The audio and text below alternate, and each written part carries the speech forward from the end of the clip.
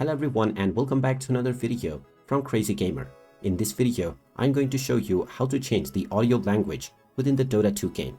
So let's get started right away. First of all, open up the Dota 2 game on your device. And once you open it up, you will be taken into the main menu, from which you can start to enjoy your game by clicking on Play Dota at the bottom right corner.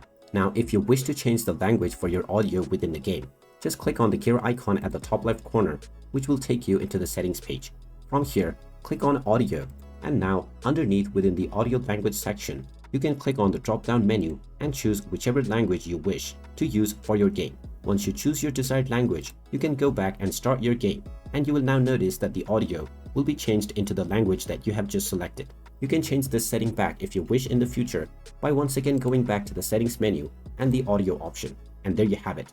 That is how easy it is to change the audio language within the Dota 2 game. If you find this video helpful, make sure you hit that like button and subscribe to our channel if you haven't done so already. Also ring that notification bell to never miss another update from us. Thank you for watching, and I will see you again in the next video.